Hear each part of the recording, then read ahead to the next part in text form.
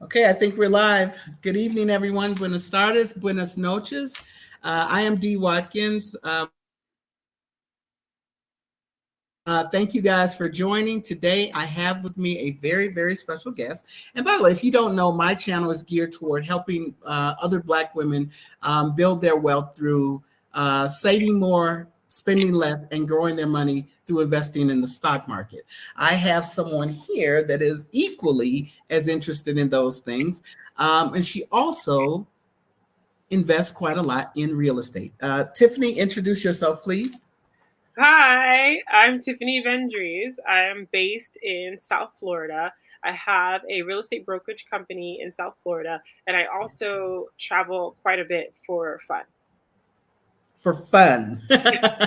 Very nice. That's great. Thank you so much for joining me. For those of you guys that are here with us, come in, say hello. Don't feel shy about asking questions and making some comments and keeping things lively with us. All right.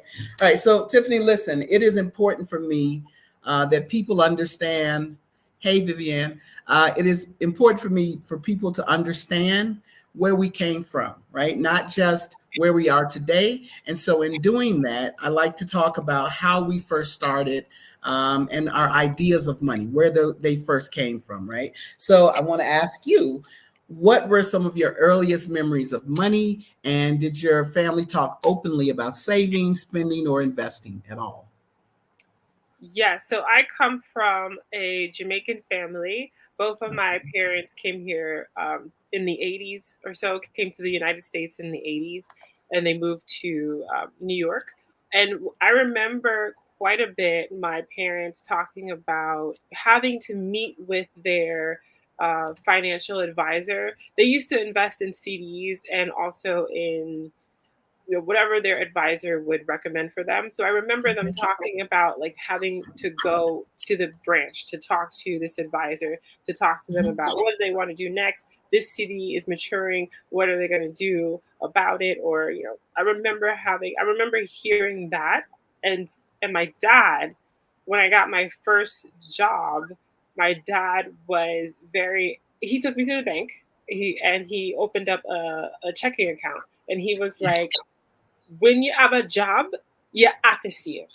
And so like that was linked forever in my mind. Like once you have a job, you Yeah. are supposed to save some of it for whatever you're saving for. Whether that be a Okay. house or like prom, when I was younger, whatever it is that your goals are, you're always saving towards that. Okay. That's not common for people that look like me, right? Is that common in Caribbean households? Yeah. Yeah. I would Yeah. say, like my cousins and my mom, my family, they talk a bit about saving. In fact, they have like what's called a partner or what's called susu. It's like where Oh, wow. you The African tradition, right? I don't know what they do in Africa. It might be from Africa. It might be like from their tradition, but it's like you put money in a pot, but not like a physical pot, but you put money in, and every week somebody gets the whole pot. So it's like, say it's 8 weeks, and for 8 weeks, everybody gives $100. And so, like, one person would get the 800 one week, and then the next person would get 800 the next week. And so it kind of forces you to save. So that's one way that people do it. I don't do that. I just put my money in a bank. But some people, Yeah. some people, um, like maybe feel better. I think it started in a culture where there wasn't this attitude of you can just go to the bank. So Sure. like in Jamaica, maybe it made more sense, or maybe in Africa, maybe it made more sense. For me, I'm born here. I have like more American worldview. I'm like, Yeah. I'll just put it in the bank. Understood. Listen, I've seen people do that in the US. And every time it comes to me, I'm like, I'm sorry, absolutely not for me. Right. And I'm always a little confused about if you can do that, then you could do it for yourself individually. And I never understand why they don't. Now, what I also have seen is that not everyone in that group will get paid. So do you, I'm sorry, and I know this wasn't supposed to be part of it, but in doing that, do they close the group? So I've never done it because, like I say, I don't understand. I'm like you. I'm like, why Yeah. wouldn't I just put my money in the bank? The Yeah, bank, exactly. there's no risk. It's FDIC insured. There's no risk. I can put it in the bank, and there's no risk. There's always a risk that you have to trust. All of those people are going to be trustworthy and contribute every week and not disappear or whatever. But I think my cousin, she does it with family. So it's like family and people who are like family, like friends that you're so close to that they're like family. So they really trust them. I've never heard a situation where somebody didn't pay. So I guess they do some internal background check on who can be in the group. I'm pretty sure that your family and friends were doing it the proper way. I've seen it done where folks are not so on the up and up. Hey, listen, if you guys have come in, say hi to us, let us know you're here, and ask questions if you're ready. First of all, I want to say hello to Stephanie, Thriving on Enough. Thank you very much for joining. Is there anyone else here that I need to say hello to? Come in and say hey. That's what Black folks do. Get in here and say hey to us. Now, in talking about this, how, again, you're telling me about what your family does surrounding money. That's not common. That's not common for most American Black families, as far as I'm concerned, right? So, how did your upbringing shape your views on money and wealth? So when I was younger, I had an aunt who was a landlord, and she's actually still a landlord. She lives in New York, and she owns property in New York and also in Connecticut. Mhm. And even when I was younger, it was talked about like you can purchase property, rent it out, and that can be, if not a source of income in the moment, like if it's not income producing at that time, at the Yeah. very least in the future, you'll have a large pot of money when you sell it. And that was something that my family just talked about. You and I have two things in common. We have the real estate in common as well as investing in the stock market. So, as you're growing up, this was, again, for me, this was not, we didn't talk about this at all, right? I had to get to in my 20s before this became a thing that I became interested in. What age do you think you became interested? So, probably when I was a teenager, I knew that I wanted to buy a house in my early 20s. And so, when I was a teenager, I started thinking about my college path and my career choice of how I started to work backwards, like as a teenager, like what should I study? And then what should I do professionally so Mhm. that when I'm in my early 20s, I could purchase a home. Okay, all right. Uh, in your in your teens, you're thinking about home ownership. Yeah. Yeah. So obviously, there was some financial lesson that you learned growing up that stuck with you. Yeah. What was one or two of the lessons that you learned that had you thinking in this way? I guess just the stability of being a homeowner, that your expenses will be fixed. And Yeah. just I also knew that I wanted to start a family, and so that those things went hand in hand. So I need to be a homeowner so that I could have a family, and also so that I can have like fixed expenses and not pay another person's mortgage. Like that was like in Caribbean culture, we really don't rent and like from private owners and pay other people's mortgage. It's just not, people do it, but it's not something that your older generation would Okay. recommend. So you mentioned you don't rent from private owners. So what does that mean? You Or do it through family, or if or you're not, if you haven't bought yourself? yeah, you stay home with family until you have enough money for a down payment. Got it. Wow, that's great. So you mentioned your father took you to the bank, right? Um, did you have a mentor or someone who influenced your financial mindset growing up? Okay, so when I was in college, but I was like 18, 19 or so, I read Rich Dad, Poor Dad. Yeah. And Yeah. that made a lot of sense to me. And it kind of like reinforced what my family was talking about. Like my Yeah. family was painting the or laying the the groundwork. And then I read the book and it made even more sense. It was basically like your business should pay for your expenses, and then Okay. this way you can invest the money that you do make. So it's like it was like the because it's rich dad poor dad. So you said the poor make money and then spend it, and Yes. they're in that cycle of making spend, making spend, making spend, and so you never really grow. So there was the rich side was like you make it and then it grows, like either through various types of investments, real estate investment, stock investment, even investing in a business. So you have a dollar and you turn that into multiple dollars, and then those dollars pay your expenses. And Absolutely. so then, like at that age, I was like, okay, so my money is mine to keep, and I got to figure out how that money makes more money, and then that money is the money I can spend. Okay, so now you've mentioned, your dad took you to the bank. You were thinking about owning a home, right? These are foreign to me to hear someone else say, especially someone that looks like me, right? So when did you actually realize that it wasn't just that I wanted a home, that I wanted my own money, right? At what age do you remember when you read Rich Dad Poor Dad? I was like 18 or 19 when I Okay, read right. Rich Dad Poor Dad.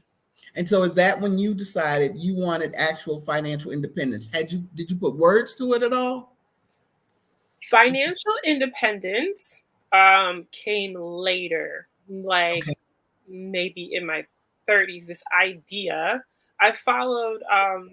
Okay, I read Ramit Sethi, I Will Teach You to Be Rich, the Yes. book, and I follow Our Rich Journey, and Yes.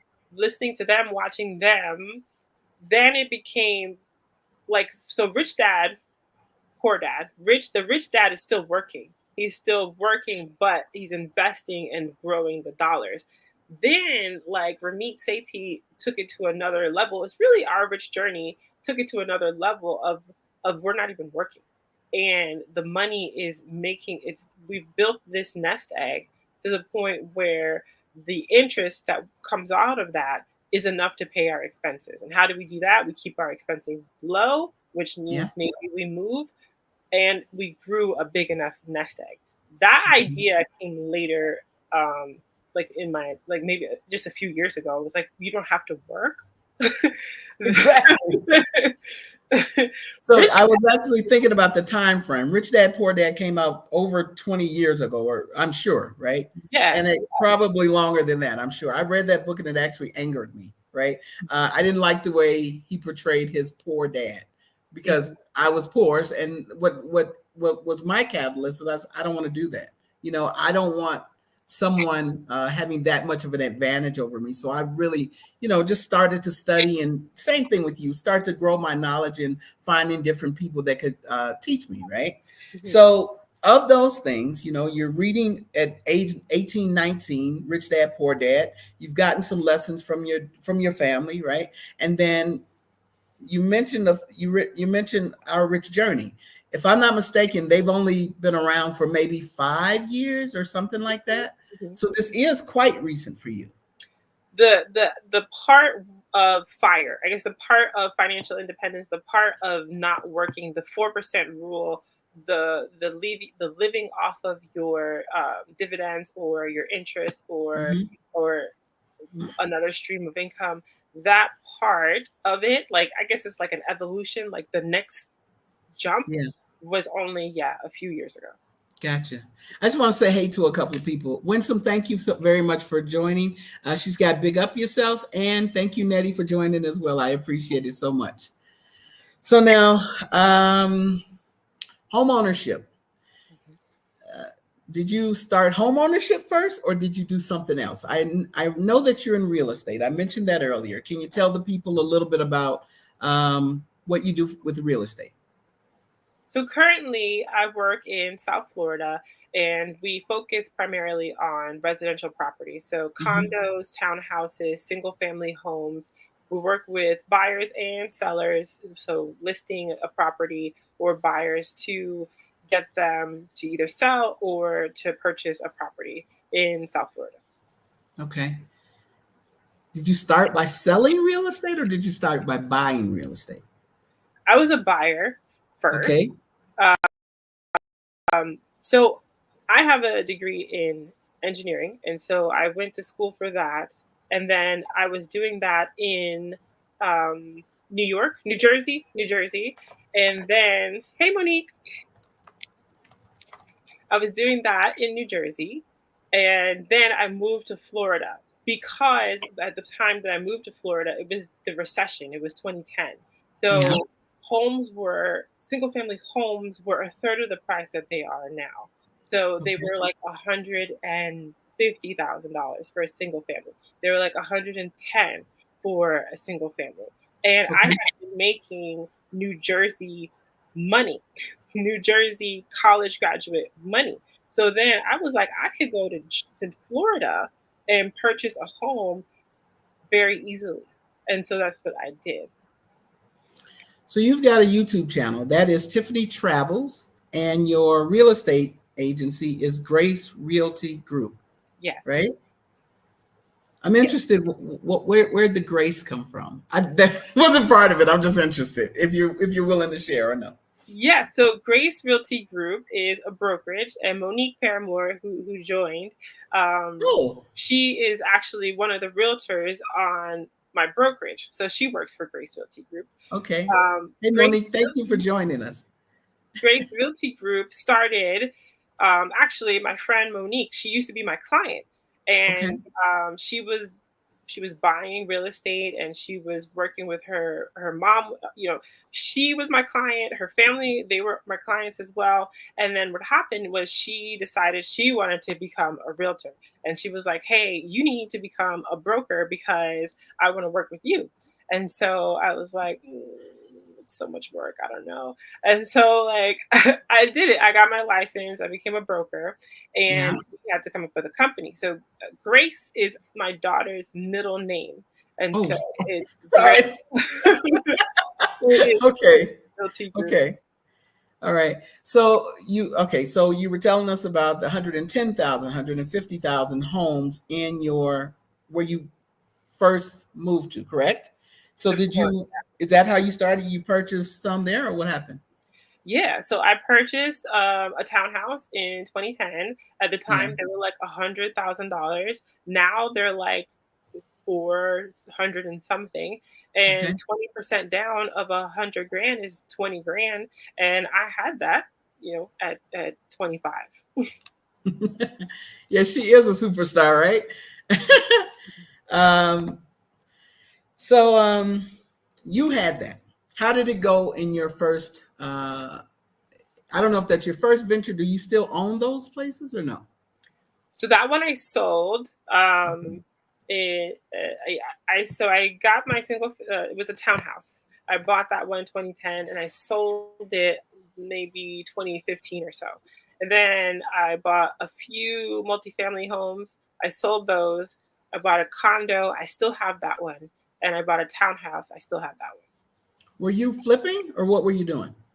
So I was living in half of them. Like, so the townhouse, I lived in it for a few years. The condo, I lived in it, but then I rented it out. And now the townhouse, I live in it. Okay. All right. Uh, at this time, how many are you holding? Or Two. how many do? Two? Two. Yeah. Are they multi? No, one's a townhouse and one's a condo. Got it. I hear a lot of people say that they don't believe in home ownership. I absolutely do. And if you guys are interested, the first way I started is actually through real estate. I bought my first place when I was 25, but I bought what is known as a two flat in Chicago. And what that is, or at least that kind, was a basement apartment, first floor and second floor apartment. She mentioned earlier that Caribbean people do not believe in paying other people's mortgage, right? Same here. So I lived in one of my units and I had the other tenants pay for my mortgage and pay my mortgage down. The reason I always think real estate is so important is because as you get older, your income earning potential will go down. And so when your expenses are going up as you get older, you need to be able to supplement that some kind of way. And if you don't have the income coming in to do it, then how are you paying for housing that continues to go up? Right. What are your thoughts about home ownership? So I think that there are a lot of people who want to get into real estate investing, but they are maybe apprehensive about being a landlord, or they don't want to deal with the maintenance of property. They don't want to deal with tenant issues. They don't want to deal with turnovers, move in, move out. They don't want to, either are not ready, they don't have the skill, or they just don't have the desire to do that. And I Mhm. think that even if you only have a primary residence, even if you just buy a home and live in it, I think that there is so much wealth that is generated from just having a primary residence. So you can buy something, in time, whatever, zero, and it could be 100, 200, 300, 400. And in a decade or so, it might be double that. And it's a way for people to almost like force savings, because you're paying yourself, right? Like you're paying into your mortgage, and eventually you're owning that, or owning the equity, or you're getting that value. So for people who don't want to be like a landlord, or don't want to be an Airbnb host, for example, like Monique, so they can just live in it, and I think that would be great. I'm noticing the amount of people in here. You guys come in and say hello to me. Don't be lurking in the back. Say hey, ask questions. And Kyoka, thank you for joining. And like the video. Thank you, Kyoka. So when did you realize that real estate could be a powerful wealth building tool for you or for the people you were serving? So I think maybe like childhood, or teenage years, I knew that it was just a wealth building opportunity. Like it just made sense. Like you hold it, it grows.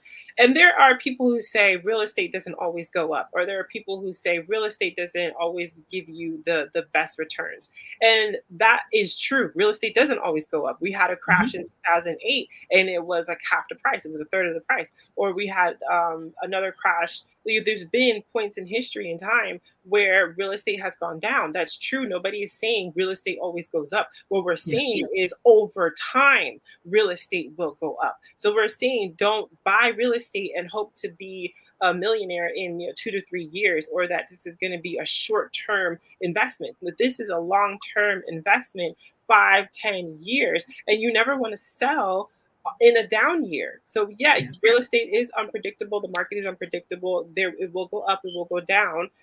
If it's down, that's not the time to sell. That's the time to buy. Absolutely. And go pick up something else if you can, really. Yeah. You mentioned the 2008 crash. I felt that very heavily. Most of my money was actually made in real estate, if I'm actually being honest, right? So it took me, if I remember correctly, for one of my properties, I think it took me 16 years to recover from that property. Now, once I recovered, boy, did I recover, right? But it also, I had housing throughout that entire time without me really coming out of my pocket. So you guys shouldn't be afraid of this kind of thing. This is what can get you to being on the other side of retirement, right? Or on the other side of some type of financial stability that you guys are looking for. All right. So, what were some of your biggest? Yeah, it took me 16 years. It did. It did. And boy, when I sold that Joker, I was living in it, so it was cool. And when I say that, I mean it just lost value. I didn't sell it. I didn't lose any money. Just like she's saying, you don't sell, you don't make money or lose money until you sell something. I didn't Right. sell. I was living in the place, so it's still Right. providing me housing. It's just the value of it went down, and it Mhm. took that long for the value to come up and surpass where it was before. That's all I'm saying. Mhm. So, what were some of the biggest challenges you faced when you started in real estate, and how'd you overcome them?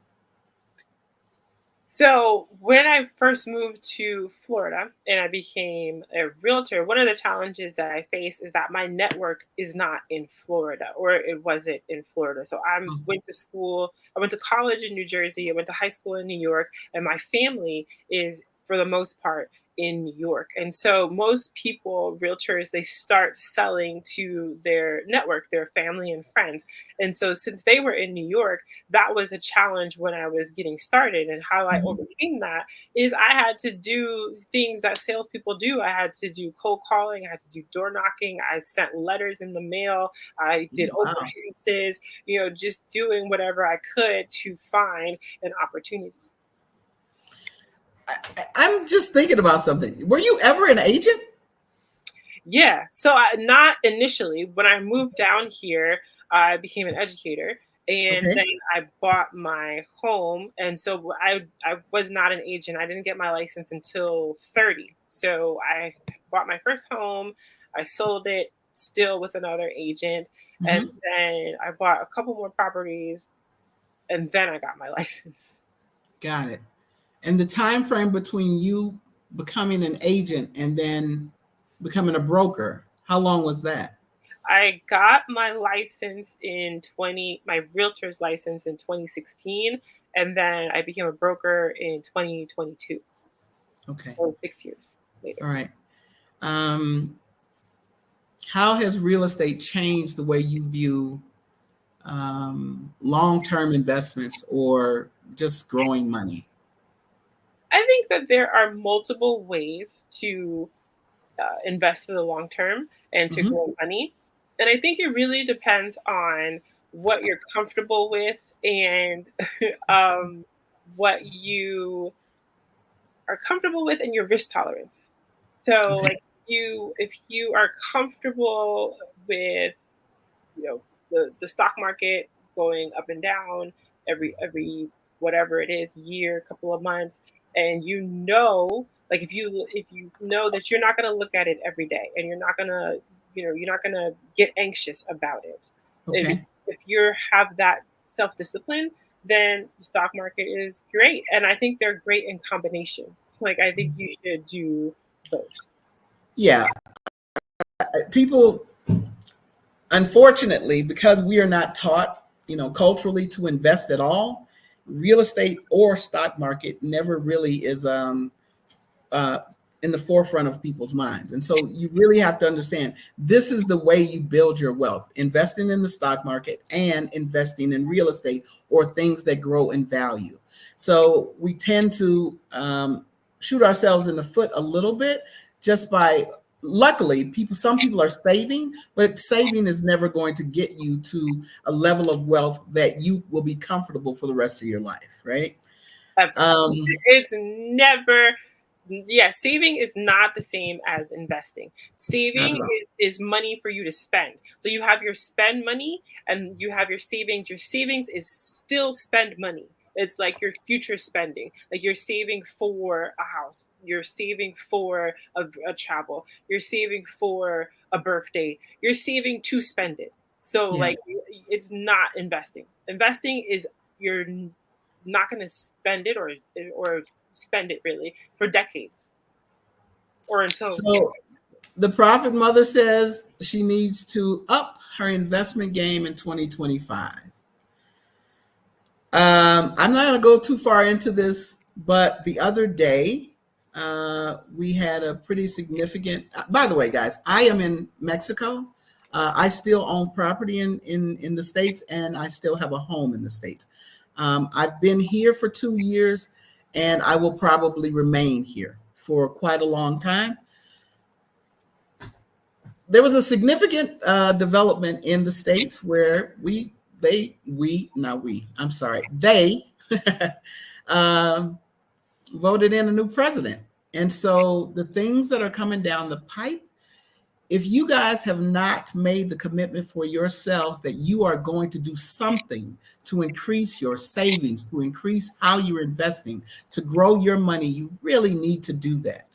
I think that a lot of the policies that will come down, and I'm not getting into any of the political side of this, I think that the things that folks are looking to cut, you will need to do something to supplement your own money and make sure that you're okay, because the U.S. government is not going to ensure that you are okay. You have to do it for yourself. Um, you're in Florida, right? I'm in Florida, a red state. A red state. Anything significant about where you live? I will say that from a real estate perspective, being a red state, we are very landlord friendly. So I've come from a blue state, and in New York, in order to, I've done an eviction before, and I was surprised at how easy it was. I was like, oh, this red state thing is okay in some Mhm. area, in some aspects. So, yeah. So as an investor, as an investor, you're like, oh, I kind of like this. As a tenant, you wouldn't. So it depends on where you are and which side you're on. But from a real estate perspective, we can, if a tenant does not contest, meaning that they don't show up to court and they don't say no, I didn't pay my rent, and they don't give these documented reasons. If they don't do that, you can evict in less than 30 days. So less than 30 days. Oh, wow. Yeah, it's really That's crazy. fine. Your bootstraps for real there. Yeah, you have to give a 3-day notice, and once you give a 3-day notice, if they still don't pay, then you can start the court process. They give them the court date, and if they contest, then it's gonna drag it out. But if they don't contest, that's it. They don't show up, it's done. Interesting. I'm from Chicago and it is tenant friendly, right? It's a blue state. Mhm. And I live in a red state in Georgia. And just like you say, it is more friendly toward the landlord, right? I haven't had to do anything like that in Georgia, but noticing the differences has been pretty stark. Mhm. Um, what's your biggest, no, not, you don't have to give me numbers, but like a success story that you've had with some real estate, maybe one of your buys and sells in a few weeks. Wow, interesting. Winsome says that in Texas, you're out in a few weeks. Mhm. Notice the difference, guys. Each of the ones that we mentioned, where they are more friendly toward the business owner, toward the homeowner, toward the property owner, they're more friendly toward them versus the person that's actually renting. Right. Yeah. So I think one of my success stories, Mhm. biggest success stories, would be I had a client that I met through cold calling. It was just calling owners and seeing if they want to sell. So it Yeah. turns out that she wanted to sell and she also wanted to buy. She wanted to downsize. So she owned her own townhouse, 3 bedrooms, 2 stories. It was getting a little bit too big. It was also too far from her work. And so we sold that one. And then we, on the same day, closed on a new property, which would, be better for her in retirement. And I think that was great because and also her son, she referred her son to me as well. So the source of that lead and then what came out of it is a great success. Okay. I'm sorry, I don't understand the housing in the types of housing in Florida. So in the area that you're in, if you are a small owner, like someone like me, what is a multi-tenant for someone like me? So so in South Florida, we don't have, like, I'm from New York, so I know what you're talking about, where you have it like this, and it's Yeah, like somebody lives on one level, and then somebody lives on another level, yeah, and it could even be somebody in the basement, whatever. We don't really have that because of the hurricanes. We don't build high okay, generally. So a multifamily for us is going to be wide. It's going to be like one unit, and then next to another unit, and then next to another unit, and then next to another unit. okay, Sometimes we do have, okay, so that could be like a fourplex. A fourplex is going to be this way. Sometimes you gotcha, have a duplex, you have 2 units next to each other, or a triplex, 3 units next to each other. That's we got have it, duplex, triplex, and fourplex. Sometimes you'll have multifamily. It kind of looks like an old motel, like where it's 2 stories and then all these units. You can have like 16 units. It kind of looks like a motel. Maybe it was a motel that was converted into multifamily, but that's how they are here for multifamily. And for the most part, it's going to be 2, 3, or 4.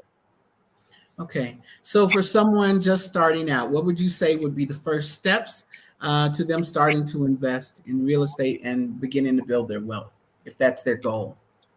I always recommend buying somewhere where you would want to live because then you're Yeah. going to attract tenants that are like you in income or in socioeconomic status, and it's going to be easier. So if Okay. you can get somewhere that is um, in demand, like there are gyms next to it, there's grocery stores, there's Built-in amenities. Yeah. yeah, amenities, and even the area, the surrounding area, like there's bars or restaurants or Okay.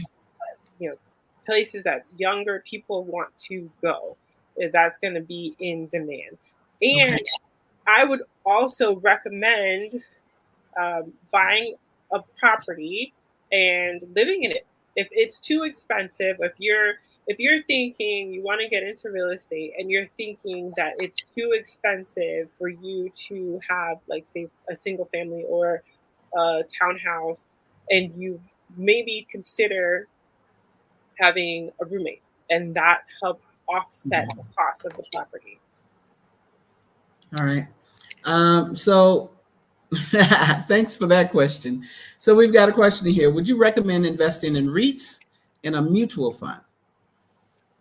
And for So, those of you that don't know, a REIT is a real estate investment trust. mhm. That is it is bought through the stock market. You're investing in real estate that way. Go on. Yeah, so the REITs are things like your public storage. They are they're investments in real estate, but it's not your usually your your individual owner, not your primary residence, not your smaller landlord. And so I think it's a good way to diversify your investment portfolio, so you can have your domestic stocks, you can have your international stocks, and you can have your REITs. Right.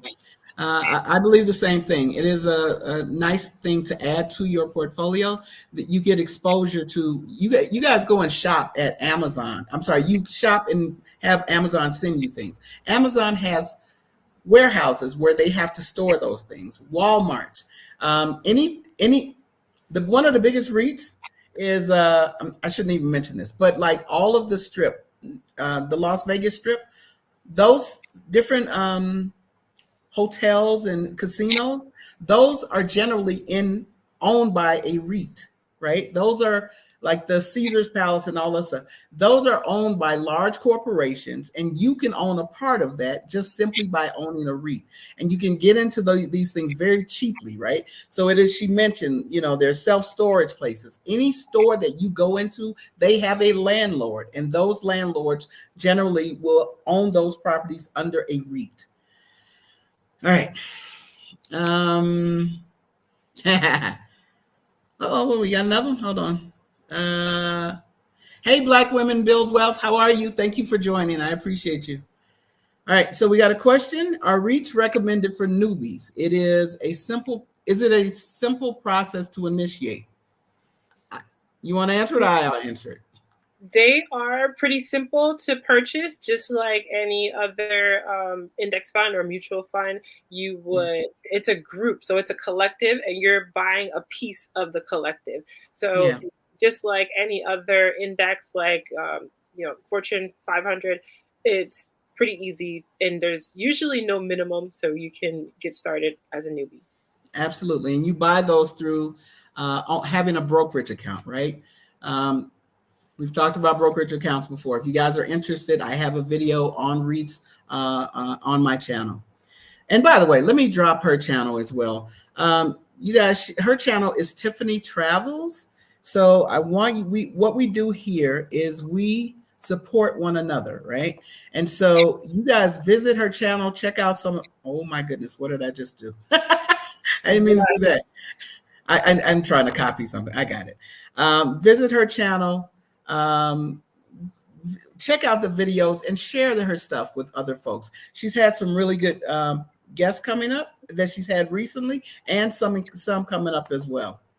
Here is her channel. You're also pretty active on Instagram. Is that correct? Yep, Instagram and TikTok if you have TikTok, but YouTube and Instagram are like my two that I go to Okay. daily. So you guys check her out. And for some of the people here, we've got folks here that have channels. So for those of you guys watching, visit their channels as well. Big up yourself. She's got a wonderful channel where she highlights people that are doing good and good things in their community, right? Who else do we have here? And you guys go ahead. You can put your own channels in here. Black Women Build Wealth. Visit her channel as well. We've got, I don't know if Kioka's still in here, but Kioka is the awkward Black nomad. We also have, oh God, I'm going through the list. Thriving on Enough. Check all of those channels out. And if you guys are here, go ahead and put your own channels in here. We share that information with other people. We want people to be able to have access to the things that we have access to as well. I think I saw, all right, somebody subscribed to you. Very nice, very nice. Thank you. Prophet, oh, I'm sorry. You have a channel as well, correct? Prophet Mother? Look her up. She does. If not, whatever. Thank you so much for subscribing to her, all right? So now, what types of real estate do you think offer the best long-term growth opportunities for people? I push primary residence. So if you're living in it and you are maintaining in it, it will grow, and that can be a long-term investment for sure. All right, cool. And by the way, she mentioned earlier, you're paying yourself. You're paying your own mortgage down. And as your as your income earning potential goes down, you're paying your home down, right? And at some point, it's going to be paid down and paid off. And once it's paid off, now you're only worried about paying water and taxes and your utilities. And that is better for you as you get older when you have less money coming in, right? Insurance. All right. So let's see. Do we have anything else? Okay. All right. I'm going to check it out. I'm sorry. I will visit your channel. Thank you very much. And thank you, Winston, for letting me know. All right. So how do you guide your clients in making real estate decisions that align with their financial goals? So the first thing we do when we have a client is we get them pre-approved. So we need to know exactly, which range that they can purchase in. And the range that they can purchase in is often lower than what they were thinking or what they were looking at prior to getting pre-approved. So that is the first step. And then finding what they're flexible on. Like, are they flexible on the number of bedrooms? Are you flexible on the location? Are you flexible on the type of home? And finding what can we get you in that price range. Do we have to go to another county? Do we have to go to a smaller property? Do we have to go to a different type property? What do we have to do to get you to where you want to be in this price range? That's the one that's not flexible. Price range is not flexible, but right. What else could be? Right. So I see someone here says their best friend and them bought a 2-family home that has appreciated substantially over the last 30 years. Do you recommend people buying together? I've actually come up upon a group of folks that are doing communal living these days. So do you suggest this for folks? Not that it's a bad thing. Obviously, if it's appreciated over 30 years, it's worked just fine for you. It's not something I would do. Only because what happens if the relationship goes sour? So I guess maybe you have a contract in place as to what would happen.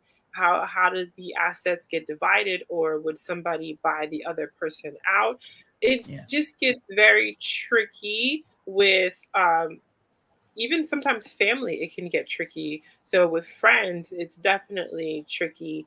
And it's not something I would do, but if that is the only way, like if that's the only way that you're going to be able to purchase, then, and you trust this person, then that can be something that you evaluate, that you look into. But I would say that there needs to be some kind of contract in place, just that outlines what happens in all possible scenarios. What happens if one person dies? What happens if one person wants to move? What happens if their heirs?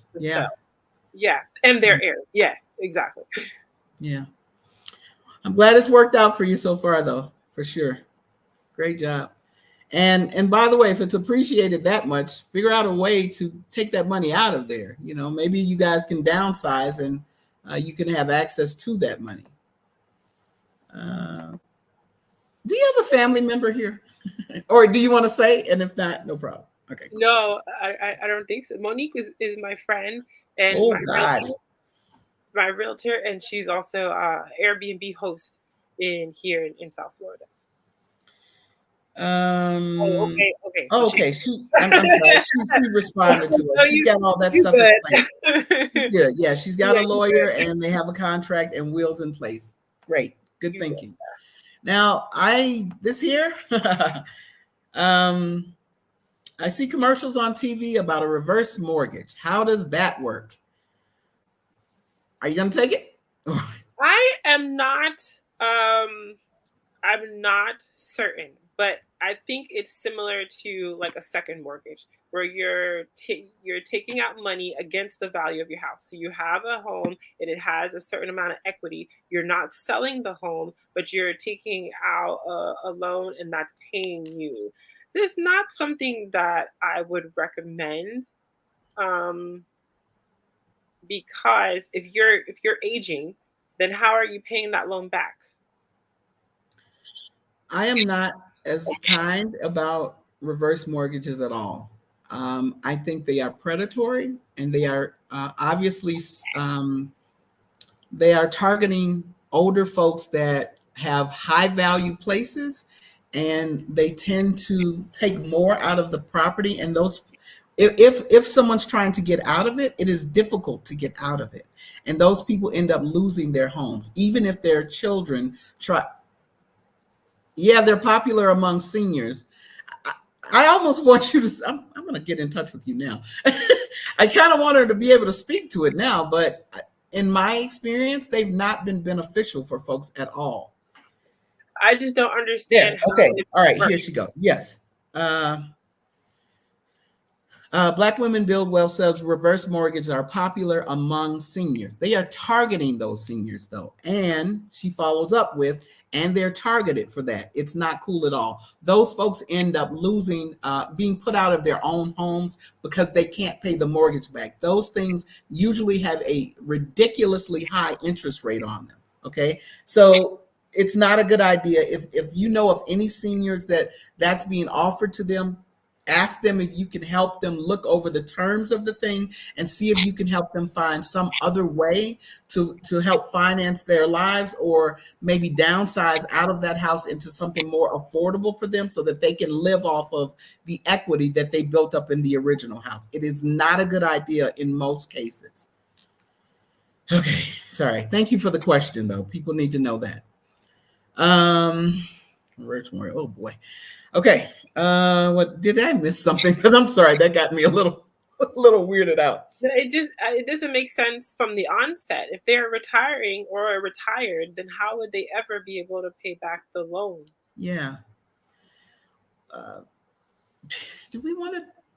I don't know if we don't go into that. So listen, if you guys need any, you do some consultations. I do consultations, right? Check us out and see if there are some services that we offer that may be beneficial to you. I hate to see people come after the fact, after they've done something that is very hard to undo or where they've put themselves in a financial situation that is detrimental to them continuing to be financially okay. All right. Do you believe that real estate or owning real estate is accessible to most people? And if so, and by the way, for people that have limited resources, how can they benefit from owning real estate or even get into it? Okay, I'm going to say yes, that real estate is accessible to most people. And Okay. here is why I'm going to say yes. Because should we look at this before I finish? Oh, yeah. I'm sorry. So she says there's no payment for reverse mortgages. The interest is added onto the loan when you sell or when the senior dies, and they take the house to liquidate it so they repay the loan. So again, the part of it is you're building wealth for yourself and for legacy, right? So if you just put a reverse mortgage on your home, you no longer have a home to be able to pass on to your children or whoever you were going to pass it on to. People tend to that is a huge transfer of wealth when you do that. I don't. She's not advocating for it. She's just providing additional information about what a reverse mortgage actually does. You lose your home, you lose the equity in it. They're living in it, they're paying it down, paying the equity that they built up over those years to that company. It's not a good idea. Right. Yes, there you go. That's right. There is no legacy. You're not passing anything down to your family members. You end up losing your home, your family. You could have had that property for 20, 30 years, 40 years, or whatever the case. And then someone tricks or confuses the senior into doing this. And it is very difficult to get out. And the children that have watched them or helped them throughout the years maintain this place, they no longer have access to it after once these things come to an end, if they ever do, whether it's your life or whether they just can't pay the loan. Okay, we got a question here. It says, what happens if the market is down when they sell or die? Are we speaking of in a reverse mortgage? Yes.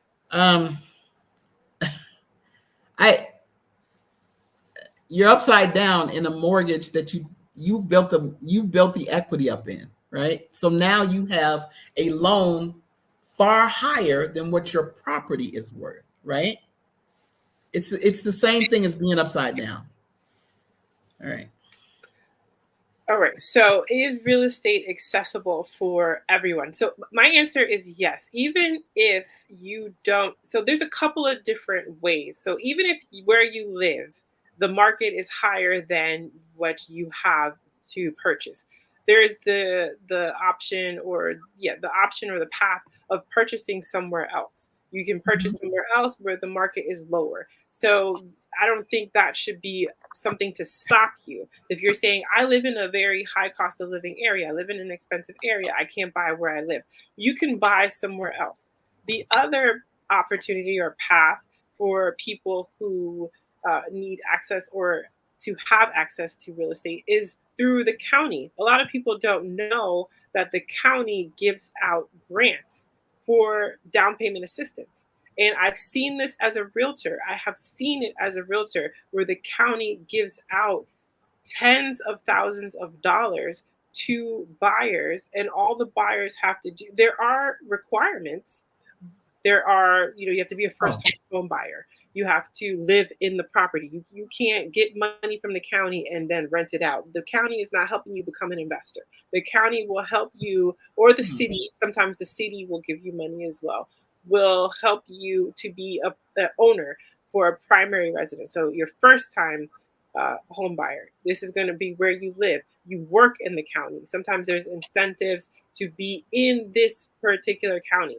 So Monique, one of my clients who's also now my agent at Grace Realty Group, her first home and her sister and her other sister all got money from the county. So when we say that it's possible, it's possible. I'm trying to think of a scenario where again, most of my experience with real estate is in Chicago. I know that there are first-time homeowners programs. I don't know that there was anything that mimics what you're speaking of, but good to know for sure. If you check it out, check with your county, see what type of programs they have, and if that's something that you can benefit from. That's pretty great. That's actually great. Wow, that's interesting.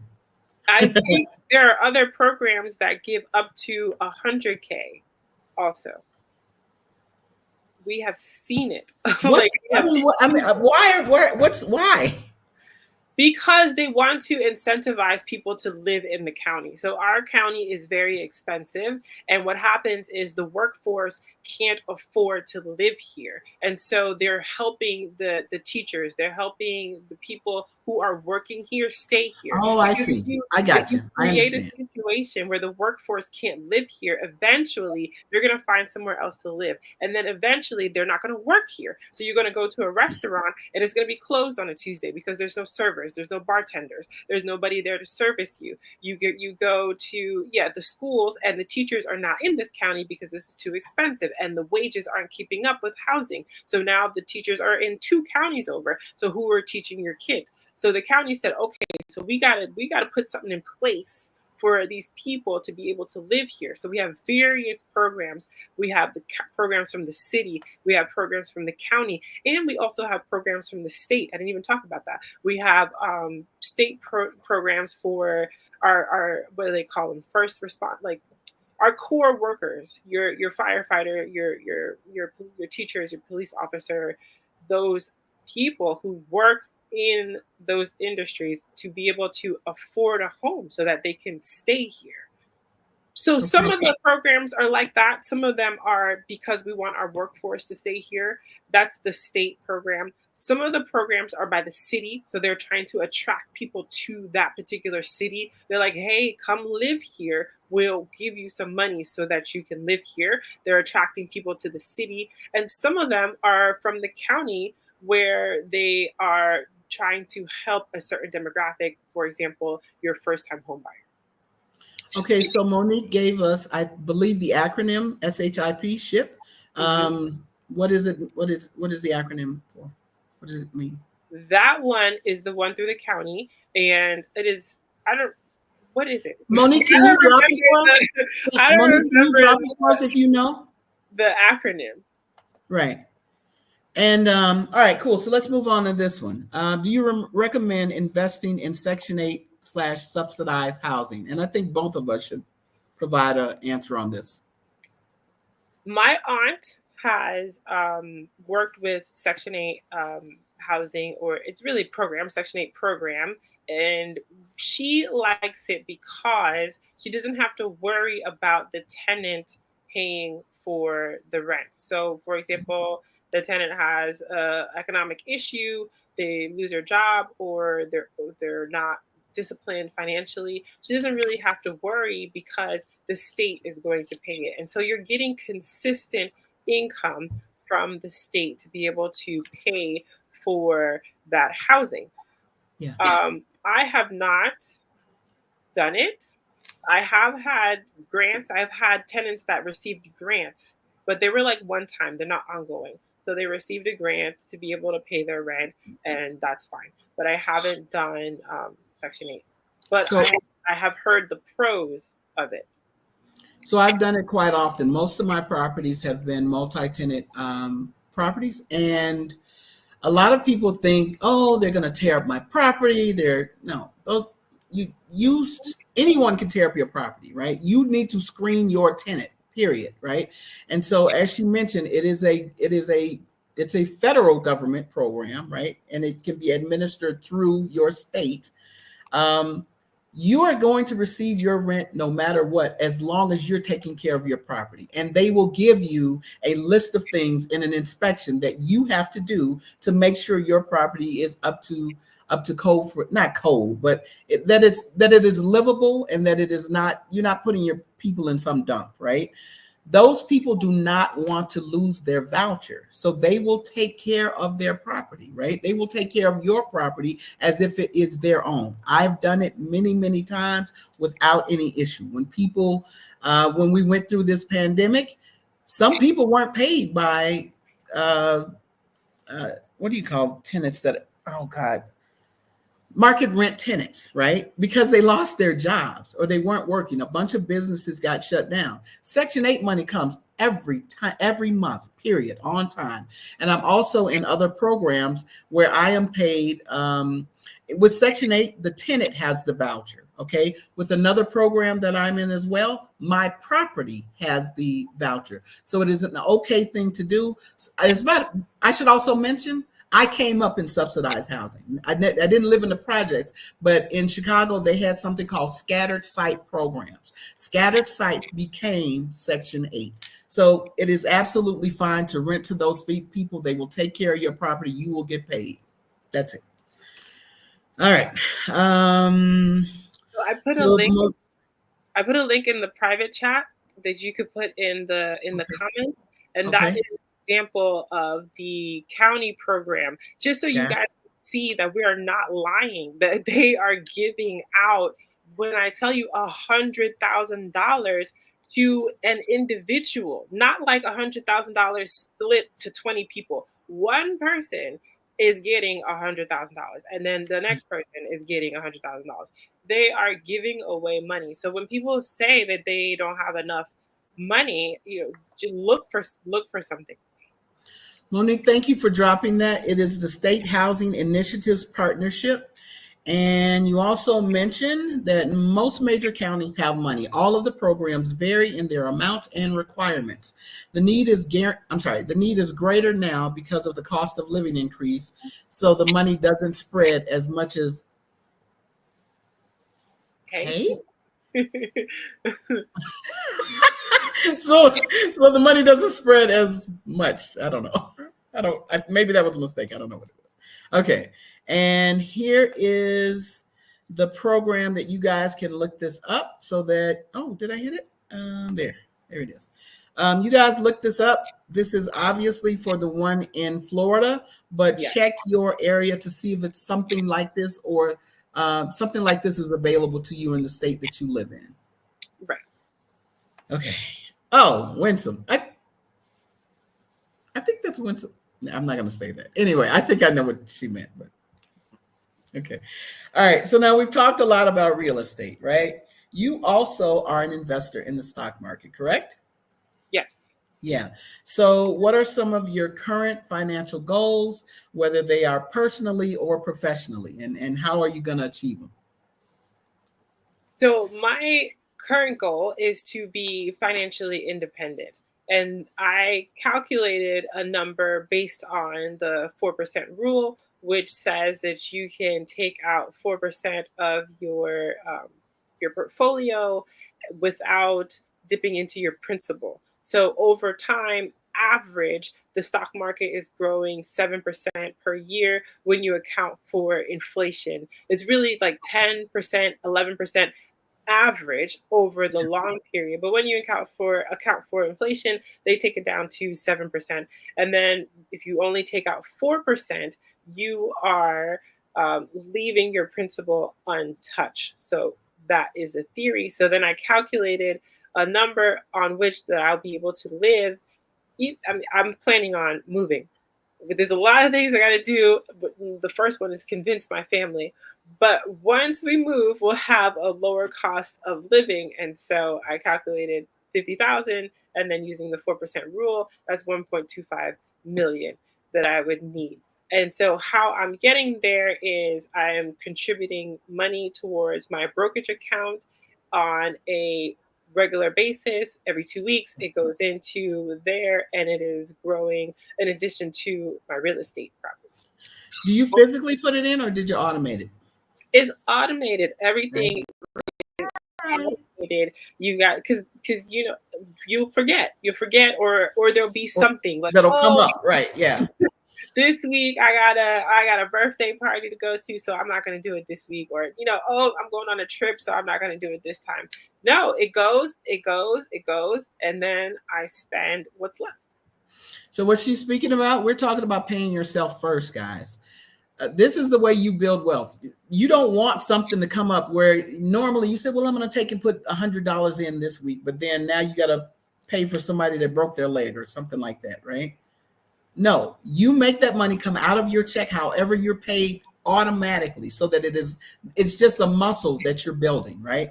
You don't even think about it at some point. And at some point that's going to grow enough so that you're thinking about your fire number. You're thinking about how you start to pull down off of your wealth.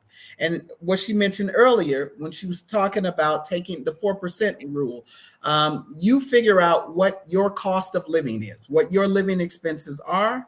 And then after you have built your wealth, what they're saying is you should be able to live off of the interest or off of the capital gains or whatever your accounts are pulling off of. If you can pull 4% off enough for you to live, you are financially independent at that point. Financially free as well. What? Nichelle. Hey, Nichelle. Thank you for joining. Yeah, exactly. Right. Exactly. But your money will remember for sure. So do you have a specific strategy? Oh, no, sorry. So how long do you have a time frame that you think that you're going to be able to do this? So I have plugged into investment calculators. I've plugged in what I have now, and then Yeah. I've plugged in how much I'm contributing, and then I plugged in the frequency of the contributions, and then I plugged in like the average returns from the market. And the past returns is not a predictor of future returns, but you got to plug in something. So in I should be fine by 45, 50. Probably sooner. I'm going to ask how how many Oh, years? I am 39. Okay. All right. Gotcha. So even in the case, you said 45 or 50, right?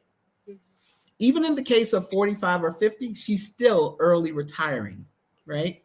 The retirement age has changed. If I'm not mistaken, I think they're taking it to 70. Is that correct?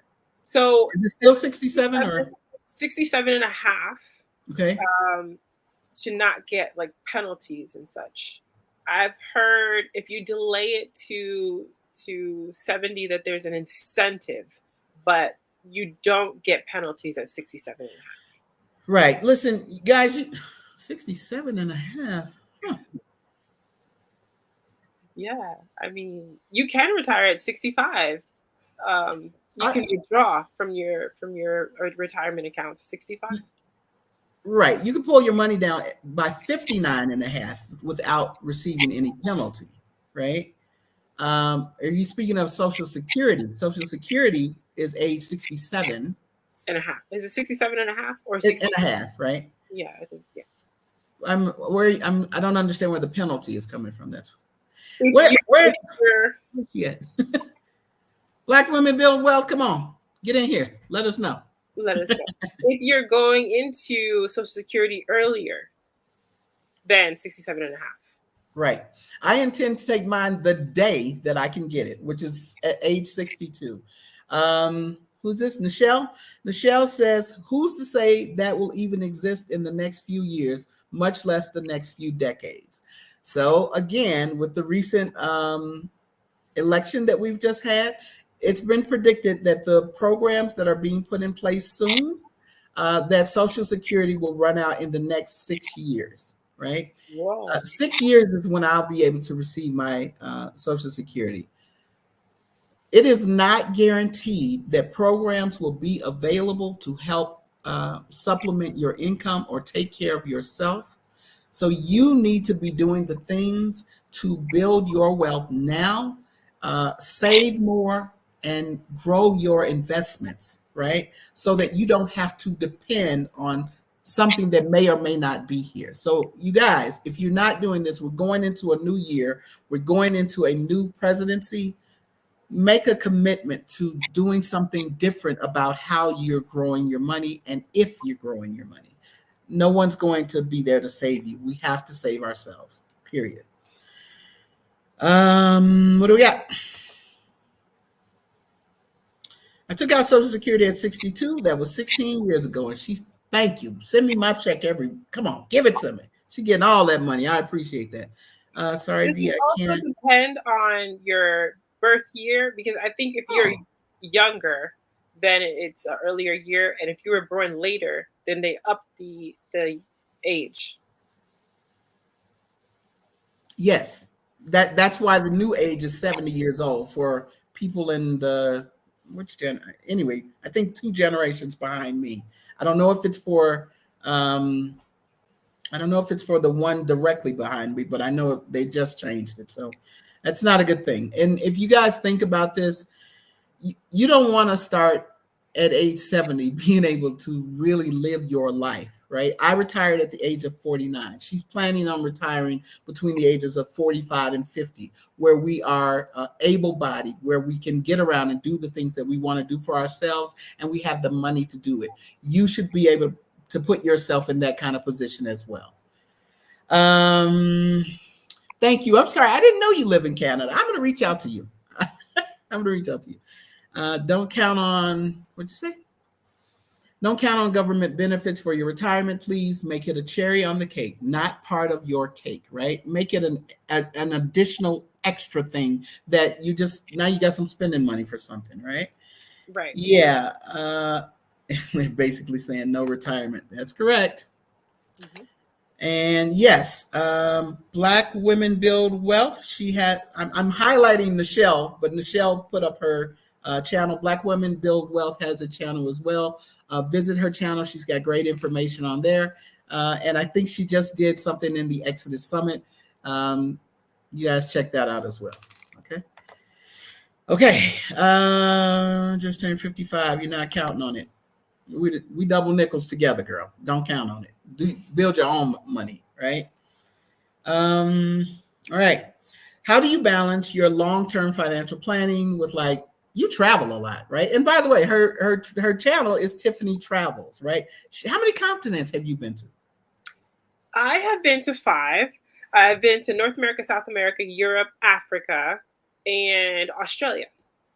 Oh, nice. I Yes, I haven't gotta get been to there. Asia. I have not been. I gotta get to Asia. Asia, yeah. That's my goal this coming year. I'm sorry, yeah, 2025. So how are you balancing all of this? Your financial planning with all of your travel and living in the present where you're not penny pinching and all this stuff. Okay, so I automate it, and so I have to spend what's left. And I read books on by I Will Teach You to Be Rich, Ramit Sethi, where he talks about spending your money, because if you're like extreme with the fire, then it can become unhealthy, and you're not living in the Enjoying it, right? right, you're not living for today. So I spend what's left, and it's about not spending the money everywhere. So I choose to spend it on travel. I may not shop as much for beauty products or hair care products or clothes, but I will spend it in travel and housing. I like my house. Travel and housing. And so that combined with points for hotels makes it Yeah. very affordable. Okay. All right. Cool. When you're traveling, how do you choose your destinations? Um, just food. Why am I thinking? It's food. Understood. I'm with you. I got you. Italy has delicious food. Mexico, and it's also places where I might live. So I'm also doing research. I'm doing like personal research. Like, can I see myself here? So yeah, that too. Okay. All right. Cool. What do you ever? How far in advance do you plan out your trips? Um, Not too far. It's like a month or two. I see what flights are open, see if there's a Hyatt in the city, because I like Marriott, but Okay. I use Marriott points as well. But I think Hyatt has a better point system. So like a night at a Hyatt is like, depending on the level, it could be like 12,000 points, and I'll find like a similar brand like Marriott will be like 30,000 points. So Okay. I like going where there's a Hyatt, and I'll just see which one's free. Actually, yeah. This is what I just asked here. How she chooses it by what does she want to eat? Yeah. And let me ask you, do you have a certain amount of trips that you plan for a year? Like you say, you don't pick the places exactly, but say, I want to take 3 or 5 trips next year. Do you do anything like that? I'm currently on a 40 city journey. So I'm like 15 cities in because I'm turning 40. I'm 39, so I'm turning 40. So I thought it'd be cool to visit 40 cities. And so that it's not an amount per year, but Yeah. like I'm gonna get to 40 pretty soon. Oh, so you don't have a time frame to get there. You just want to eventually have been to at least 40 cities. I Or is think it by by your 41, 40th birthday? probably yeah, by 41, I'll be there. Okay. All right. Y'all want to go with her? That's just playing. Yeah. Michelle says, I know that's right. Good food is crucial. If people say the food is just okay or they don't mention it, I don't want to go. Understood. Yeah, Completely the understood. food and like I can see myself living there. So like Yes. Mexico, I went to like Merida because that was a big expat community there, and I was like, I gotta go see what these people are talking about. I'm planning on going to Mexico City and San Miguel. You talked about San Miguel, now I'm like, oh, I gotta go see. Right. Come through. Come through. Come on down here. We got a great community down here. All right. So, how do you stay motivated and focused on your financial goals? Even like if something comes up, you stay focused on what you're doing. How do you do that? I think being okay, so with real estate, it's illiquid, right? So it's not like you can just, it's not like something comes up and I'm gonna withdraw money and spend it. It's illiquid. I gotta sell it, and selling it is not that Hmm. simple. It's rented. I gotta make sure it's the price, the market value is what I want for it right now, or maybe what it's selling for right now is not what I want. So I got to wait until it is where I want it to be. So it's a little bit more challenging to get off track because I mean, what can I do? I can't do. And then with my retirement accounts, I'm not withdrawing from there. There's penalties and there's taxes. I'm not doing that. And then Yeah. my other accounts, the ones that are not tax deferred, there's still capital gains tax. So I'm not doing that either. So it's pretty easy.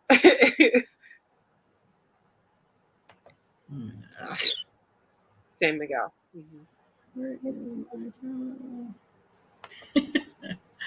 All right. I have to. Can you hear me? Yeah. I think so. Okay, great.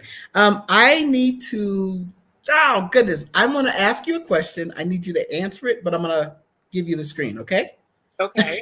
All right. One second. Man, this kind of threw me off a little bit here. All right. So now, hmm. We're talking a lot about real estate, but you can apply this to real estate and you can apply it to the stock market as well. So how do you manage your financial stress or uncertainty uh, about investing or an unpredictable market, whether it is real estate or whether it is the stock market? And go. I think that so this is with your level of risk tolerance. I know that I have a while before I am going to need that money. And so if you are in a position where you're needing the money in 3 to 5 years, I wouldn't have the same strategies that I have now. I'm planning on using that money in 10 plus years. And so I don't have as much anxiety about the market going up or the market going down because I know I'll have 10 years to recover from that. So once I get into my 50s, I will change my investment strategy. Right now, I'm more aggressive because I have time on my side. And Mhm. so I think when people say, well, they're scared of something happening, I think they don't understand that you can mitigate risk with time. And if you're scared and you're closer to retirement, then you probably shouldn't be investing in something that's going to fluctuate in the short term. So my answer is I don't feel anxious because I know it will recover within the time that I have. Okay. All right. So that's great that you're giving people a realization that you can mitigate your risk, period, right? So what practices today that you do and you can suggest for others that can contribute to their success and what has contributed to your success? Contribute to success, I would definitely say automating your Yes. investments, whatever Mhm. you're investing in, whether that be aggressive or whether that's going to be safer investments like CDs. Just automate your investing on a monthly or biweekly schedule. That is going to keep you focused. And knowing what your goal is, knowing what your fire number is, knowing what amount you want, and working backwards and seeing, well, how much do I need to invest in order to get to this number in this amount of time? Okay. Your younger self is much different than others, right? Your younger self actually started out thinking you wanted a home. Your father was showing you how to go to a bank and do banking, right? Um, if you had to give yourself some advice, and maybe it isn't yourself, some younger person advice, what advice would you give them? I would say to start investing as okay. So the first thing what I would say is make sure you're utilizing your company retirement plans if your company has one. If you are in a company where you have a 401k and you have matching, definitely take Yeah. advantage of that. So every young person, some people say, "Well, I don't make enough money to take out money." They're like, I don't have enough money, and you want me to give 5% to this future self." You won't feel it because it'll just be gone before you get paid. And if your company has matching, and some companies do matching and also profit sharing, so you put in five and they match you five, and then they share profit another five. So you put in five, but really it's 15. If you're not taking advantage of that, then you're leaving money on the table. So I definitely think no matter what age, no matter how young, you should start doing that the second you start working. You should take advantage of um, any kind of employer retirement plans, 403b, whatever they may be. So that's something that you should do. Another thing is, yeah, another thing is research and get to know who you are as an investor. What's your risk tolerance? And see what type of investment vehicle is going to be best for you and your risk tolerance and your age. Well, okay, so a younger person. So if you're younger, then be aggressive. Be aggressive if you're younger. So I would definitely invest in stocks. Yeah, I got you. I'm looking at one of these comments here. Let me see if I understand this. Nichelle says that's how she felt when she had normal jobs 20 plus years ago. Now she regrets it because she has to make money and save slash invest from scratch. Take advantage of every benefit, every opportunity that your employer offers. And if you are self-employed, you don't have to be employed by someone to do this. You can set all of this stuff up for yourself. She mentioned that she every and by the way, she works for herself. So she is designating money to be put aside for herself. Nichelle is self-employed as well. You have to actively get involved with putting money aside for yourself, and put it in something that is going to grow in value. So while you're out working, your money is out working harder for you, right? Your money is actually going to make more money for you than you ever would if you put it in the proper places, right? Um, I asked you something a little quirky. You got a money quirk that no one knows about you? Work, Yeah. a money work. Um, Okay, so recently I started a savings account for gifts and birthdays, Okay. and I wanted because friends, holidays, birthdays, it comes up so often. I wanted to have a pot of money, which is a savings account, a high yield interest savings account, an online savings account Mhm. that I have for whenever these things come up, so that it's not erratic. Like I'm saving for it on a bi-weekly basis, and then I can use that whenever something comes up. Okay. Um, I am going to drop both of our um, links. I have my channel is Brown Girls Invest Too, but that's my YouTube channel. I also have a website, Brown Girls Invest, the number 2.com. If any of you guys need any help with putting yourself in these types of situations, setting this stuff up, I can help you do this. Tiffanie can help you do this. Um, Black Women Build Wealth, she can help you do this as well. Check each and every one of us out. See if either of us offer something that may be a good fit for you. We've talked a lot about your company providing or taking advantage of the benefits that your company has. I deal with people that often have the money to invest. They just don't know what to do with it, right? And all you have to do is change a few things and your money can grow for you. This is a great time right now, especially in these upcoming years. More focus is going to be put on building people's wealth. Normally, that's not us, right? Mm-hmm. If any of you have recognized in the last 2 days, the stock market has taken off because of some of the things that are coming up soon. There's going to be things that will be deregulated. Parts of government will be um, defunded, right? Mm-hmm. That's getting lean.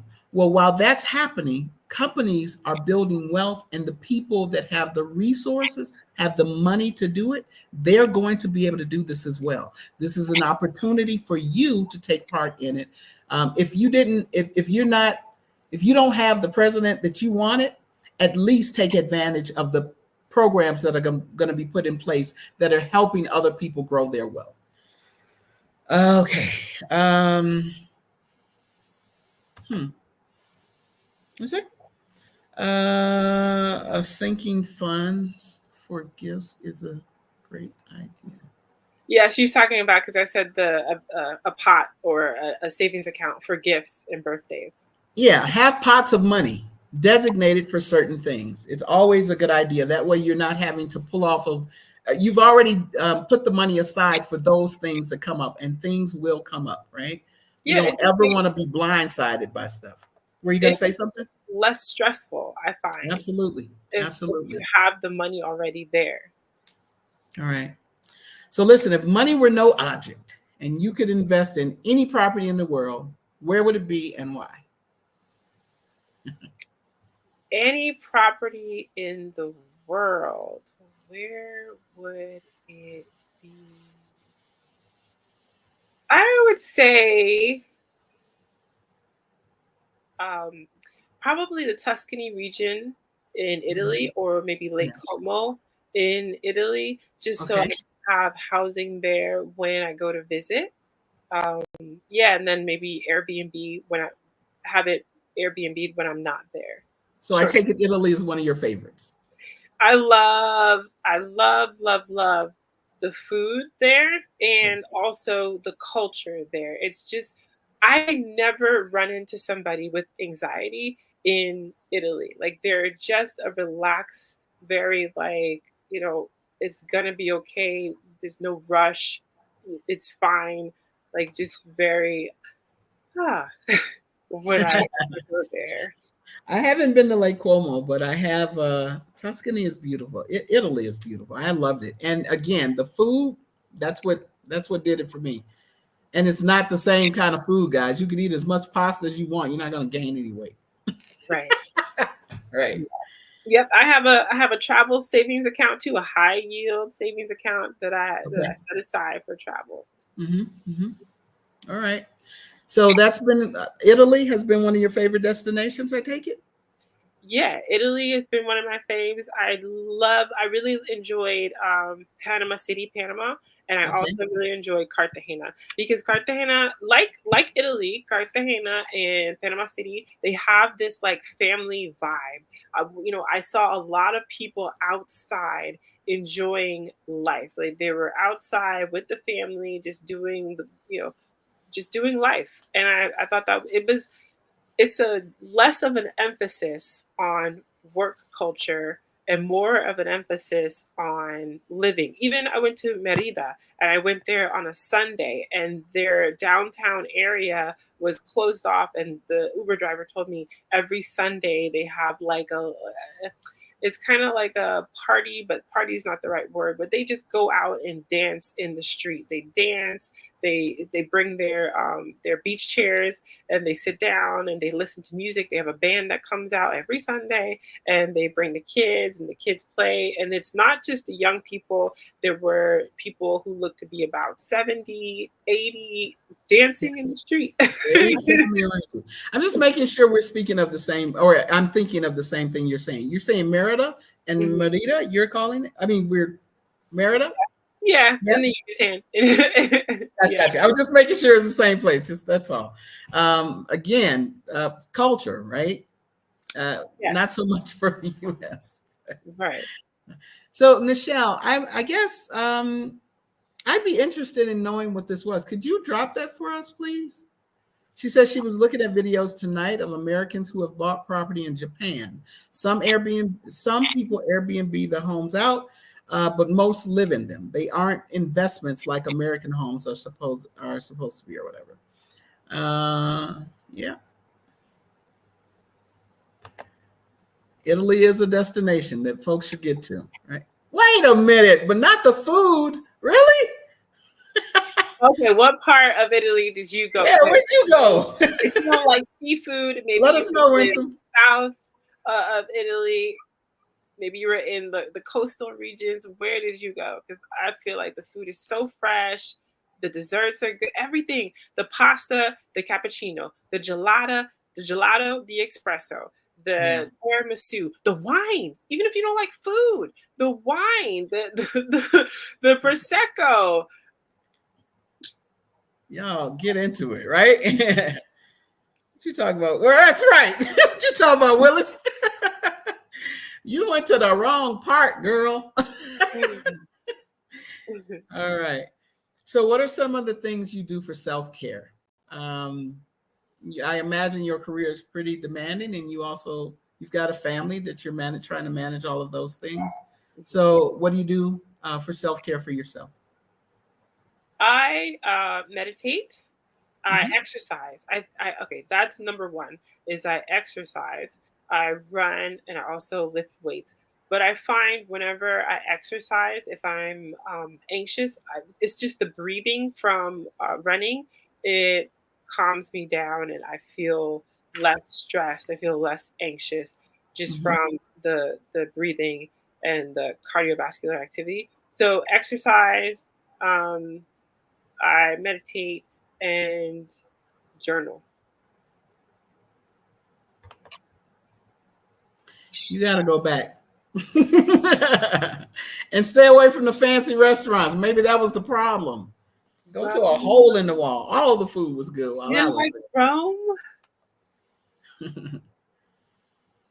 Oh, yes. And you guys check Prophet Mother out. She has Oh, guided meditation and journaling. She does that for self-care. Check out Prophet Mother's site, her channel. She can help you start a program for yourself, I'm sure. All right. Thank you for joining. Sleep well. I'm talking about talking to Black Women Build Wealth. But I got one more question for you. If you could go back in time and start over, and you had one financial strategy that you know of, what would it be? okay. So when you say one, that means I can't You can invest. you can give me a couple. You can give me a couple if you want. And whether it's real estate or invest stock market, well, give me a few if you want. Okay. So in real estate, what I would do differently is when I first moved here in 2010 and I bought the townhouse, I would have bought the exact same property every 2 years. I would have bought that townhouse and then 2 years later bought the next one that was for sale in the community. And then Yeah. 2 years later bought the one that was for sale and then just keep moving. So rent out the previous one and buy a new property because that community is highly sought after. It's a family community, and so the values they stay up, and they have high demand because it's a family community.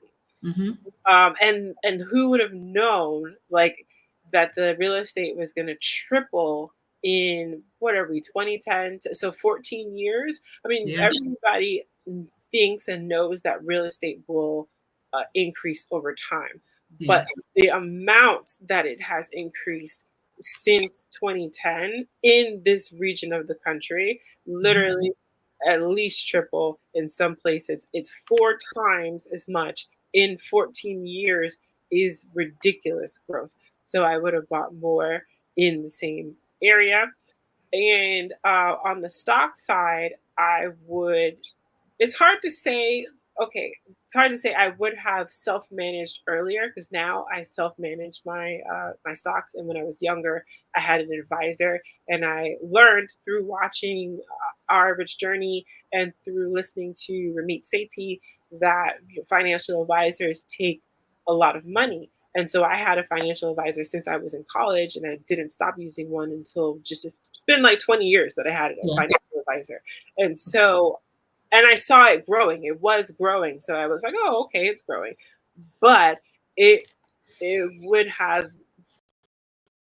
been, I would have been able to grow it more had I Mm-hmm. self-managed earlier. Yeah. You mentioned every 2 years. It was my goal. After I bought my first property, I was supposed to buy one I think it was every 2 or 3 years. That didn't happen. I bought my first property, and then my next one didn't come till 10 years later. But then after that, I got on a steady clip. But it's really what did it for me. No, thank you. Thank you for joining us. We really appreciate it, for sure. So do you have any wisdom, any parting things you want to leave with our folks here? And thank you all so much for being here. I know it's late, and I appreciate you staying up with us. Yeah, I would just say start where you are. So wherever you are, if you are looking to invest in real estate, start where you are. So you have a plan. Maybe you need to um, save for your down payment. And then maybe the next thing is like investing in where you want to purchase. And maybe the next thing is purchase and renting out something. So I am in South Florida, US. But I travel quite a bit, and I have a travel channel. So I would say start where you are. And if that is your real estate goal, or if the stock market goal, you can start with $100. You can start with $50. You can start with $20. A lot of the funds don't have a minimum. And so you can set up a automated plan, and that could be $10. That could be $50. That could be $25. That could be whatever. You can just start with something to build the financial muscle, as you were saying before. And then Yeah. over time, you can contribute more. Okay. All right. Thank you, guys. Tiffanie can be found on her channel, Tiffanie Travels. She also is very active on Instagram. I've dropped those links in the comments. I'll actually attach all of those links as well in the description of this video. Thank you guys so much. Tiffanie, thank you. I really appreciate you being here and giving us such great advice.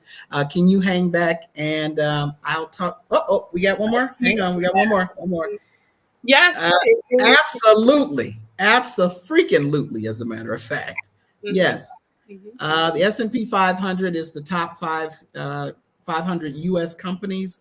It is a robust index, a robust stock market. You can start with $50, and that $50, as long as you are consistent, and that's a solid investment, you can grow your portfolio, grow your wealth just by doing that. And you don't. And by the way, once you start with $50, force yourself to increase it over time, right? And you'll actually want to do it when you start to see your investments grow. You don't have to say never mind. We got you. But thank you so much. You guys have a great one. Tiffanie, hang back a minute, okay? Okay. All right. Thank you. Have a great one, guys. Bye.